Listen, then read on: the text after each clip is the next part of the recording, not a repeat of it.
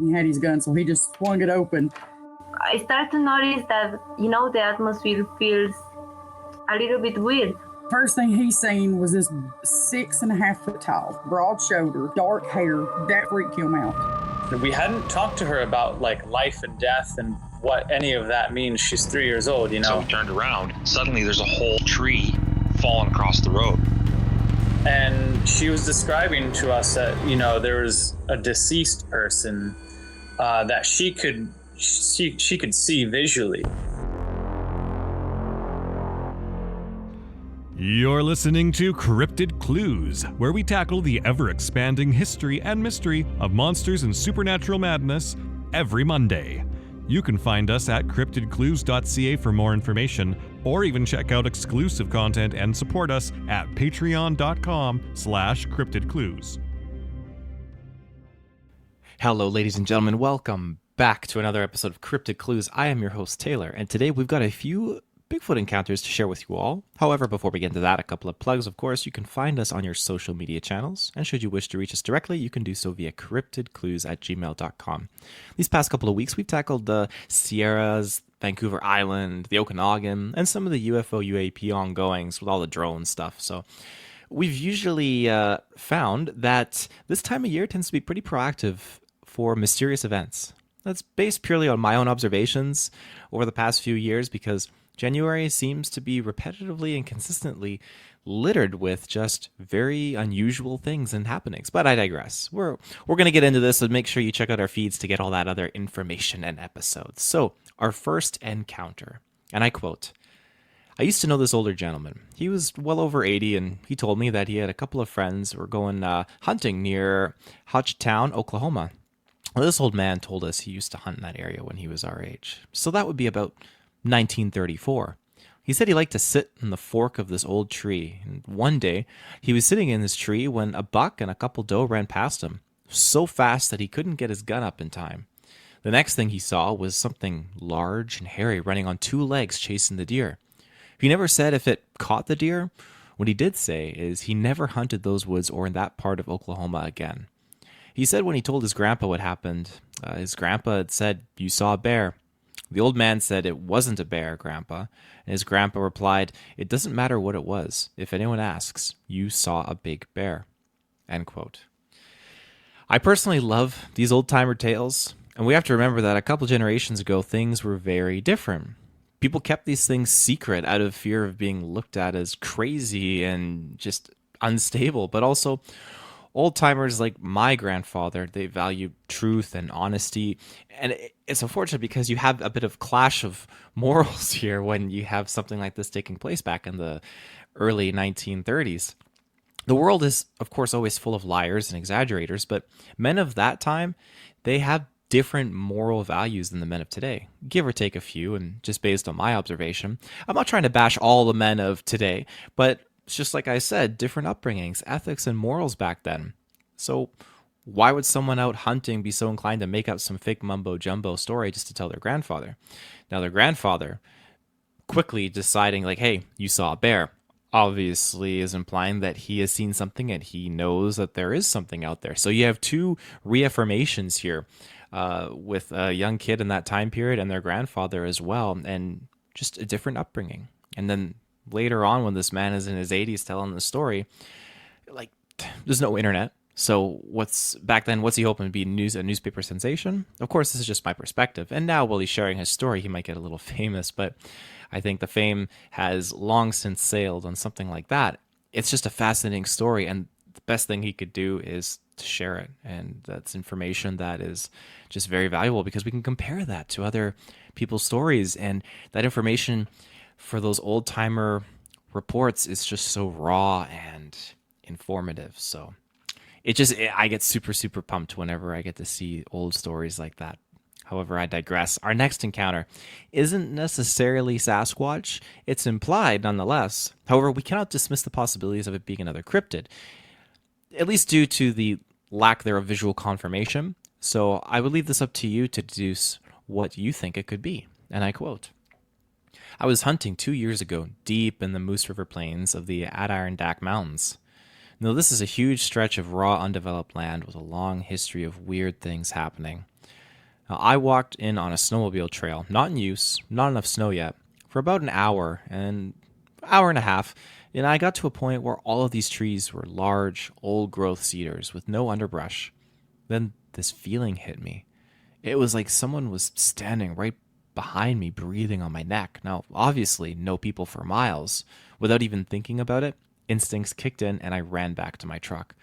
It must have been 3 miles with a small pack, a rifle, and muck boots. I ran the entire way. I never saw anyone or anything, but something was there.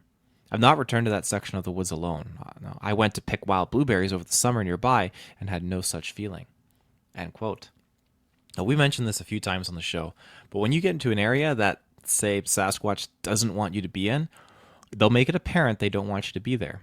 You probably get the whoops and the tree knocks in most cases, and I think those are mostly curiosity stunts and forms of communication that our big hairy friends are employing, but then you have those encounters where they report being escorted out of the woods. And this encounter sounds like whatever it was that was there, it wanted to be known and wanted to have this person vacate the area promptly. Otherwise, they're going to kind of keep their distance. So I think that whatever his intentions or her intentions as a creature was, it was just to make sure this person left. It could be maybe there were younglings in the area. It could be a whole plethora of reasons. We just don't know. And again, without that visual confirmation, we also can't confirm it as a Sasquatch. Maybe it was a dogman. Dogmen do, from reports, like to play games like this, but they are very, very terrifying.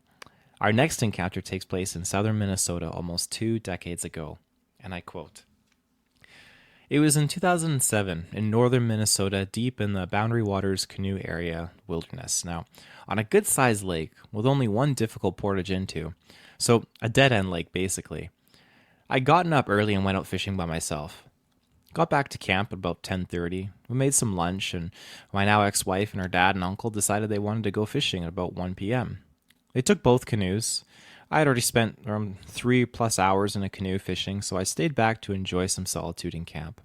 We had been on this lake for 3 days already and not seen anyone else on this lake. Beautiful Northwoods July day, 75-ish degrees, nice breeze, hardly a cloud.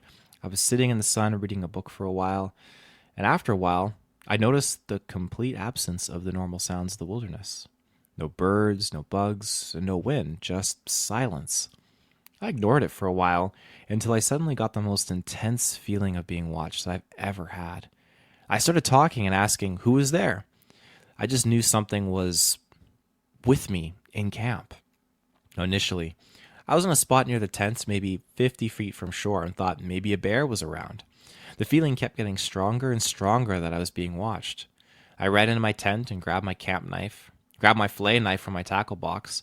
I was so certain something was in camp with me that I moved my chair to the edge of the water facing back towards the woods. I sat facing the woods for I think about 2 hours with a knife in each hand. At one point, the feeling was so strong that I actually put my life jacket on and considered swimming out into the lake. The other 3 came back at about 5 p.m. and asked me what the hell I was doing. I guess I was pale as a ghost. When they returned, the feeling of being watched dread went away, and the sounds of nature returned. The next morning, we got up for breakfast, and my ex asked if we had heard what sounded like a tree being hit by a baseball bat. He got out of his tent at 3 a.m. to use the washroom and said that he heard a bat being hit against a tree within 20 to 30 feet of him. About 6 months later, we're all talking about that incident one night, and my ex's dad and uncle mentioned how many times over the years at that exact campsite they've heard the pit toilet lid slam down randomly at times, all randomly times of all day. When they said that, I remembered hearing that a few times as well. Every time we heard that over the years, we always asked who left the lid up, and nobody could ever recall leaving it up. Now, these guys have been going to that site for about 30 years, and I'm convinced something lives near that site during the summers. End quote. Now, there is a discussion to be held for Sasquatch regarding its migration routes. I personally subscribe to the concept that Bigfoot covers a large amount of terrain in a day, and their movements will ebb and flow depending on both environmental conditions and man's decisions as well. I've mentioned before on the show how I think national parks around the world face different periods of tourist seasons, And I suspect personally that these creatures have come to learn about those on and off seasons and move in and out accordingly to avoid the larger crowds. I think the same can be applied to most locations as well outside of national parks. If you look at lakes that are artificially, I think is the proper term, stocked, by man, they bring in the trucks and they dump all the fish in. And so I think that probably pulls them in because they think, oh, this lake has been restocked. I know that there's going to be food here. Hey, there's campers at this campsite and they're out fishing all the time and they're catching fish. Oh, whatever reason this thing is going into the toilet, maybe because they use it as a garbage too and they throw food down there and it thinks it's going to find food. I don't know, because at the end of the day, while they may have human-like traits, they still do have animalistic ones as well. I mean, we have animalistic traits in ourselves too as human beings. We're not really out of the woods yet ourselves, but I digress. No evidence supports, of course, my theory on that, but our next encounter, moving on, takes place back in 2005, and I quote, "A friend and I decided to hike up to hot springs at night in January 2005. I'd never been there before, but she had. We drove past the entrance of the Olympic National Park, and it was unmanned at the time, so we hit a little snow on the way up to the trailhead. There weren't any other tire tracks in the parking lot, and we were the only car up there. The trail itself was fairly easy. Followed an old road for about 3 miles to the hot springs. We were pretty unprepared. I was around 24 at the time, had a flashlight and candles and a backpack with a few supplies like a towel and a bottle of wine. It was pitch black, real dark, the moon wasn't out. We were having a good time. Crossed a few creeks, which seemed like a bad idea at the time. Then we came to a log bridge crossing, and the creek below was raging. It just felt unsafe, and we decided to turn back. Plus, the flashlight was running out of batteries, so we were using candles to illuminate the path. It was sketchy. At some point, I heard something in the woods stalking us. Walking slow, making small noises as it stepped on twigs, and then there was something out there. It picked up speed, and was now moving fast, breaking branches loudly and seemingly coming towards us. Then what happened was several minutes of screams, whoops, grunts, shrieks. Never in my life have I heard anything that loud or insane. The whoops sounded like the Great Ape House at the National Zoo in D.C., where I visited often as a kid. My family were members of the FONZ, which is the Friends of the National Zoo. Some got to get pretty close to animals as a kid, including the Ape House. Anyway, it was out there in the dark, somewhere near us, felt super close, screaming and grunting and whooping for several minutes. I had a pocket knife out ready to fight for my life, but my friend was pretty much in shock and just holding on to me tightly. I swear that during the periods of silence between war cries, I could hear a response coming from across the river valley. I don't think it was an echo. Then it stopped, walked off slowly like when I first heard it. Very subtle twig breaks, crept off into the night. We got our shit together and walked back to the trailhead. Then for whatever reason, instead of driving out of there ASAP, we both needed a drink badly. So we sat on my Jeep's tailgate, cracked open the wine, had a smoke, and then left. Couple of thoughts. There were no other cars there, so nobody was messing with us. The noises, well, they were insane and deafening. I've been near elk in the rut, and this was very different. I don't believe it was a mountain lion either. I felt a sense of peace after, like it could have easily killed us both, but didn't. Since that experience, I became more into backpacking and solo camping.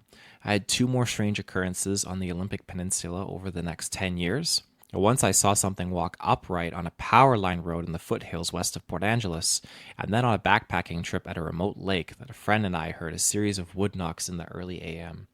End quote. This is interesting, especially after just talking about being escorted out of the woods. And this is an instance of that. You also have someone with you that is reaffirming this experience. That's very, very powerful. And just the idea, too, with hot springs, I wish I could cite my source for this, so don't quote me or hold me up accountable for this. I'm just basing this off of memory. But I remember recalling that it's a possibility that dealing with different types of Sasquatch mentalities, where some that are more aggressive and maybe just very negative and disagreeable have this horrific smell of sulfur and it's just not great. And they're very angry. And you have other Sasquatch that are maybe, gifts and friendly and calm, curious, but still frightening. But they both avoid each other. The good ones don't like being around the bad ones. The bad ones are just bad. And then you have this is getting a bit spiritual, so take it as you will. This spiritual sense where you're dealing with demons and paranormal, and you can smell like rotten eggs or sulfur. And so you have these two smells that kind of overlap. And again, it's negative energy that's affiliated with both. So here you go dealing with hot springs. Now, hot springs, when they're natural in the ground, they can smell like rotten eggs, like sulfur. There is something to it. And I had this idea that maybe, just maybe, when Sasquatch get that whiff, they think, oh, we're going to leave the area because they think the bad ones are around. And maybe that's why Sasquatch tend to avoid hot springs, because it smells like, hey, there's the bad ones around, so they avoid it. Unless they are intelligent enough to know, hey, it's just the hot springs, yada, yada, yada. We'll go in and have a good time, enjoy a soak. I mean, who knows? But this is just an idea that I was playing around with. Of course, the foundation of this and the pillars of these ideas are based on my memory and information that I have accumulated due to what the two groups are like, where the negative ones smell bad and the good ones avoid the bad ones based on their smell. And they know that, okay, this smells like sulfur, well, we're getting out of here. It's a stretch. I understand that. But then you have, in this case, an aggressive escort where not just one, but potentially two of these things were trying to get them out of there.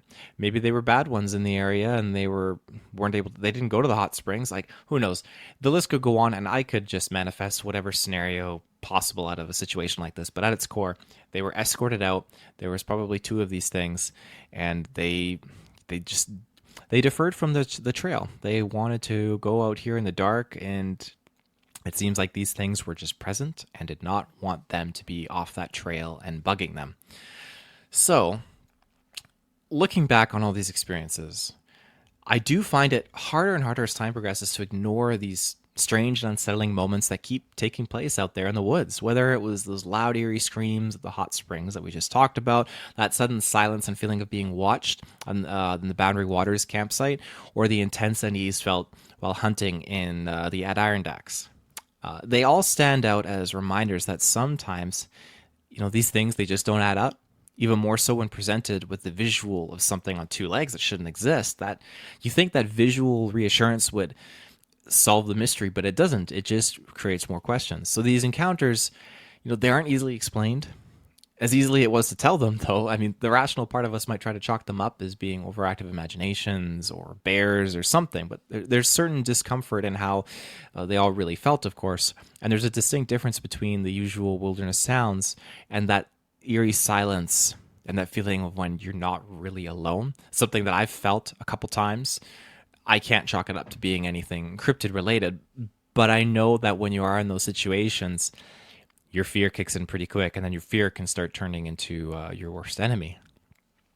Whether it's the feeling of being stalked or the sounds that you can't identify, it just doesn't all sit right. And it's enough to make you wonder just how much, of course, we really know, and it goes hand in hand with when we go into the woods, we're really just tourists. We aren't a part of nature as much as we think anymore. Well, some people are definitely more nature inclined than others. I think society in North America is more so like, oh, you're stepping into the woods and you're just visiting. You're going to be packing up and going back into your metal jungles, your cities and whatnot. So we have that kind of barrier in there. But whether it's wildlife or something else entirely, all we have is these experiences taking place, and hopefully we can just keep learning more and more from each and every one. But in closing, there's some footage here that I'm going to share on the YouTube version of a man filming a large bipedal creature moving with a spotting telescope out in Utah. Now, the incline on this mountain is so steep, and the snow is very, very deep, but whatever this thing is, it is moving fast. So, audio folks, you're going to hear just the individual talking briefly. But for the YouTube version, you'll see the longer video playing out here. So stay tuned for that. Until next time, everyone, thank you for checking out this episode of Cryptid Clues. We'll be back next week with more discussions, and should you wish to reach out to us directly, you can do so via cryptidclues@gmail.com.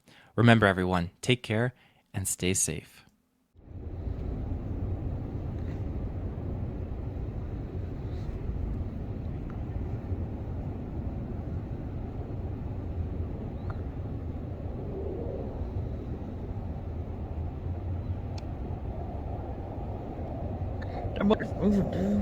There's something wandering across the face of that